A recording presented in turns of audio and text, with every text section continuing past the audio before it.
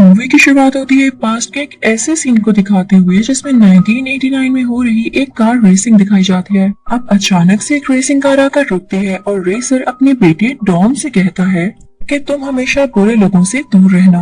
वो अपने बेटे को इसी तरह से एडवाइस देता रहता था। इसके बाद वो रेस कंटिन्यू करता है बहुत ही तेज स्पीड के साथ। लेकिन आज उसका दिन अच्छा नहीं था। एक और कार आती है और उसके बैक पर बहुत जोर से हिट करती है। यहाँ इन कार्स का एक्सीडेंट हो जाता है, लेकिन सबसे ज्यादा चोट टॉम के फादर को ही पहुंचती है। उनकी कार उड़ते हुए दूसरे गाड़ियों के ऊपर से दूर जाकर गिरती है और फ्लिप होते होते ग्राउंड के साथ टकरा जाती है, जिसकी वजह से गाड़ी में आग और वो ब्लास्ट हो जाती है। यहाँ पर ये रेसर मारे जाते हैं, यानी टॉम के फादर। टॉम बहुत रोता है, चिल्लाता है और इसी के साथ स्टोरी आती है प्रेजेंट में, जहाँ पर हम टॉम को एक बहुत ही बड़ा आदमी देखते हैं। उसका छोटा सा 3-4 साल का बेटा होता है और उसकी वाइफ उसके साथ बहुत खुश होती है।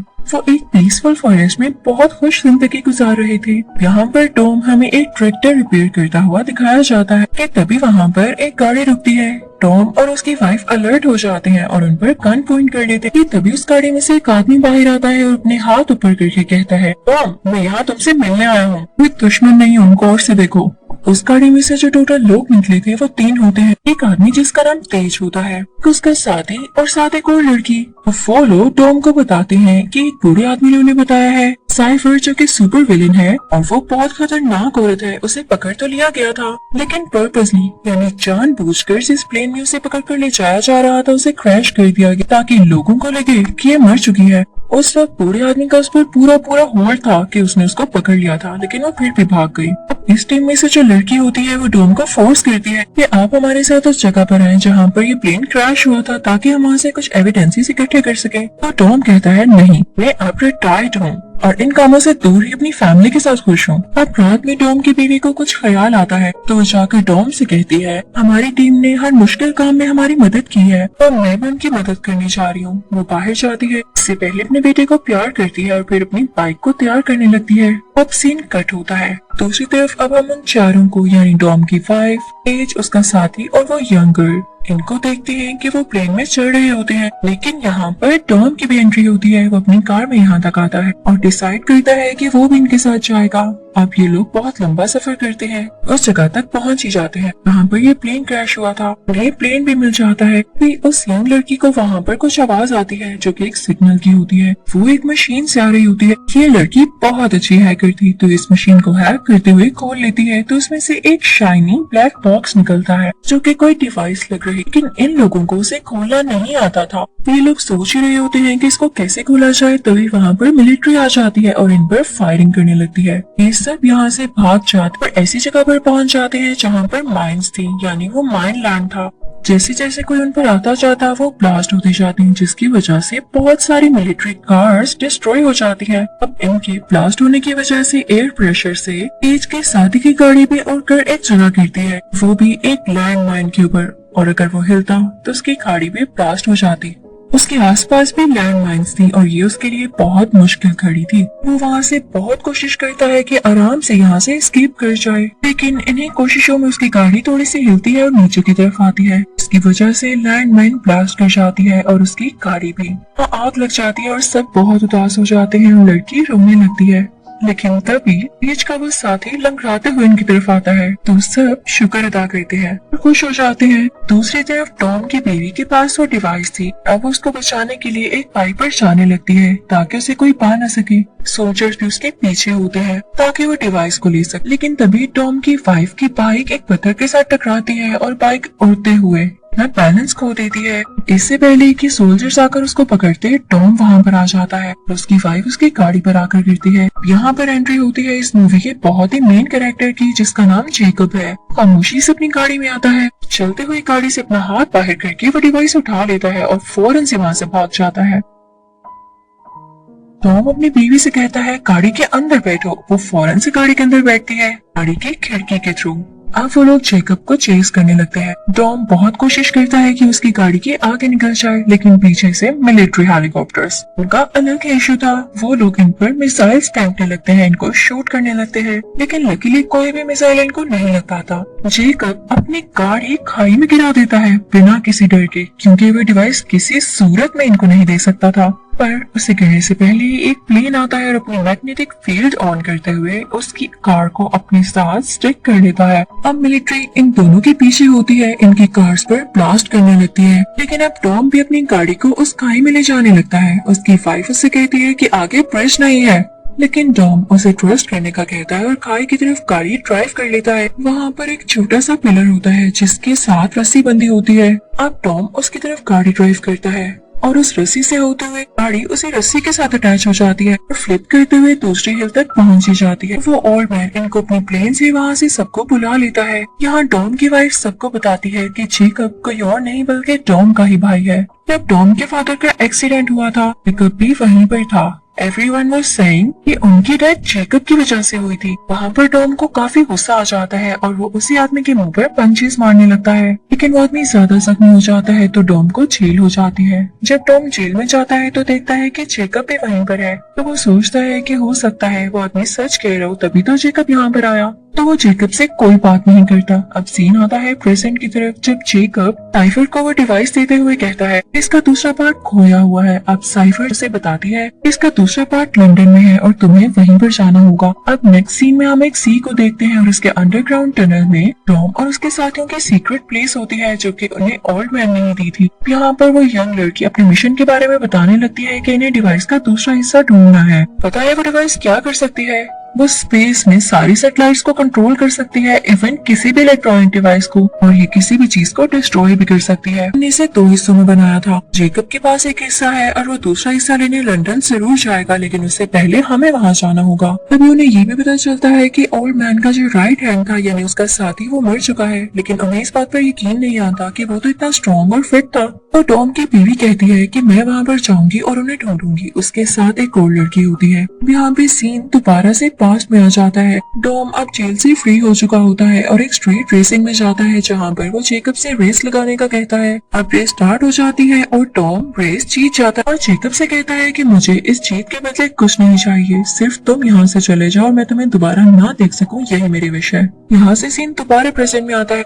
टॉम किसी से जेकब के ड्रेस के बारे में पूछ रहा होता है और दूसरी तरफ टॉम की बीवी बूढ़े आदमी के साथी को ढूंढने जाती है। वो लोग एक घर में जाते हैं। कुछ लोग उन्हें मारने की कोशिश करते हैं और लड़कियों को धक्का देते थे।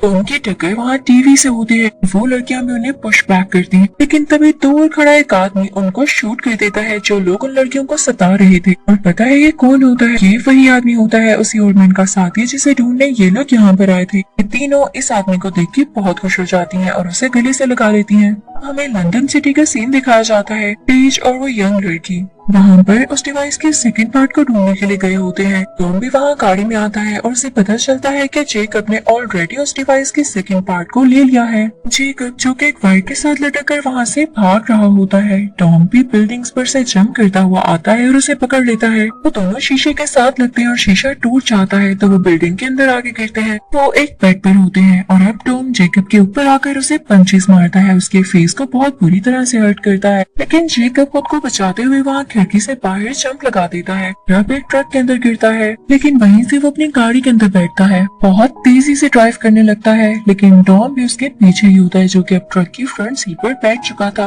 क्योंकि उसकी साथी यानी वही यंग लड़की इस ट्रक को ड्राइव कर रही होती है। अब वो कार को चेस करने लगते हैं। जेकब बहुत ज्यादा तेज ड्राइव कर रहा होता है और ड्राइव करते करते बिल्डिंग की तरफ चला जाता है, लेकिन ये यंग लड़की उस ट्रक का मैग्नेट ऑन कर देती है, जिससे ये ट्रक जेकब की कार को अपनी तरफ खींच लेता है और ये उस ट्रक के साथ स्टिक हो जाती है। एक रिच बिजनेसमैन को एक खबर मिलती है। ये वही आदमी होता है जो जेकब के साथ साइफर के पास जेल में गया था। उसे ये भी पता था कि जेकब अपने मिशन पर है ताकि वो डिवाइस का सेकंड पार्ट ले सके। उसे बहुत गुस्सा आता है कि कहीं टॉम उसे पार्ट छीन ना ले। अपने सोल्जर्स को ऑर्डर देता है कि वो टॉम और उसके साथियों को ढूंढे या चाहे मार दे।